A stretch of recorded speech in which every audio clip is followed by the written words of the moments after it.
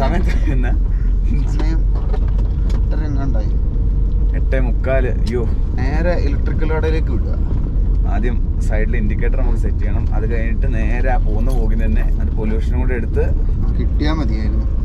ഞാൻ പിന്നെ എൻ്റെ പ്രതീക്ഷകൾ എന്താ പറയുക പ്രതീക്ഷിക്കുന്നില്ല. എന്താണെന്നറിയോ, ഇങ്ങനെ എല്ലാവരും പറയുന്നത് ഏജൻസിന്റെ കൂടെ പോയാൽ എളുപ്പത്തിൽ കിട്ടും, നമ്മളിതാക്കിയ കുറെ വട്ടം ചുറ്റുന്നൊക്കെ അല്ലേ.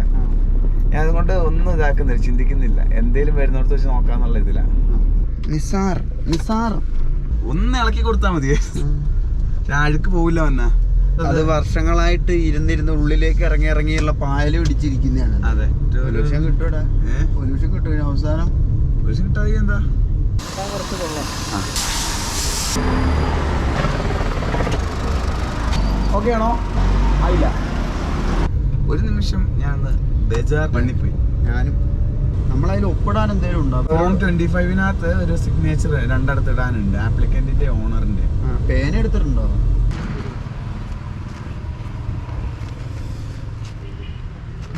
പിന്നെയും വെയിറ്റ്. നമ്മള് ഗ്രൗണ്ടിൽ നിന്ന് ഒന്ന് ടെമ്പററി ആയിട്ടൊന്ന് വിട പറയുകയാണ്.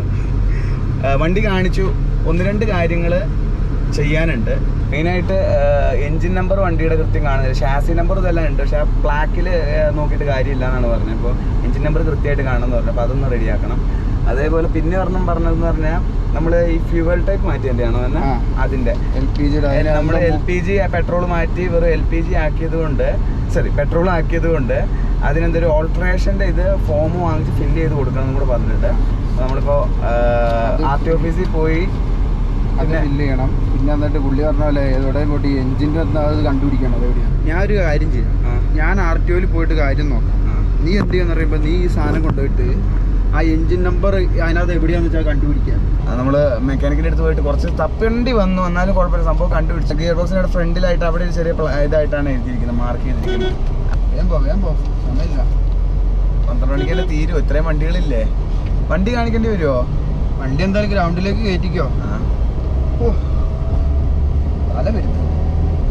റിറ്റ്സ് എത്തിട്ടോ. റിറ്റ്സ് എവിടെയായിരുന്നു? റിറ്റ്സ് ഒക്കെ പുറകിലായിരുന്നു. റിറ്റ്സും സ്കോർപ്പിയോ ഒക്കെ ഏറ്റവും പുറകിലുണ്ടായിരുന്ന വണ്ടികളാ. അപ്പൊ ലോറിയും ബസ്സൊക്കെ പോയോ? സാറിന്റെ വണ്ടിയുടെ അവിടെ സൈഡിൽ നിർത്താം, ചോദിച്ചു നോക്കാം. ല്ലേ സാറല്ലേ പറഞ്ഞേ? നോക്കാം സാറെന്ത് പറയുന്നു.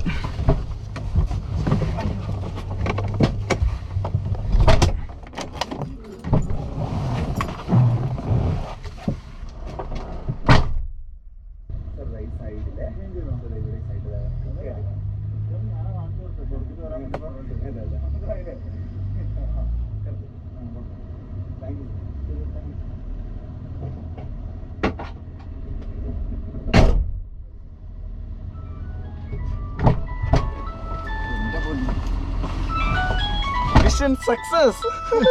അമ്മ കിട്ടിന്ന് പറ. കറക്റ്റ് സമയത്ത് എല്ലാം ശരിയായി.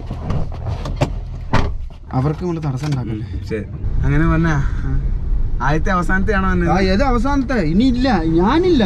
എനിക്ക് വള്ളിക്കേസായിട്ട് ഓടി നടക്കാൻ പിയ്യ മോനെ. എന്നാലും കുഴപ്പമില്ല, സക്സസ്.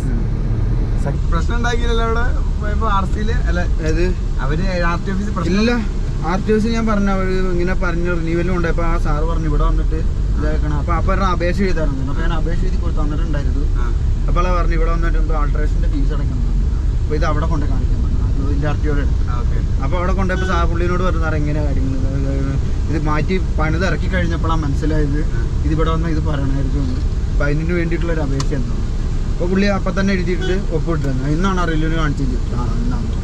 അപ്പോൾ മക്കളെ പരിപാടിയെല്ലാം കഴിഞ്ഞു. അപ്പോൾ ഈ അധ്യായം അവസാനിച്ചിരിക്കുന്നത് സന്തോഷത്തോടെ സമാധാനം. കുറച്ച് ടെൻഷൻ അടിപ്പിച്ചെങ്കിലും അവസാനം എല്ലാ കാര്യം ശുഭമായി നടന്നു. അതെ, ശുഭം മംഗളം ഭവിഷ്യാമി. എല്ലാവർക്കും ബൈ.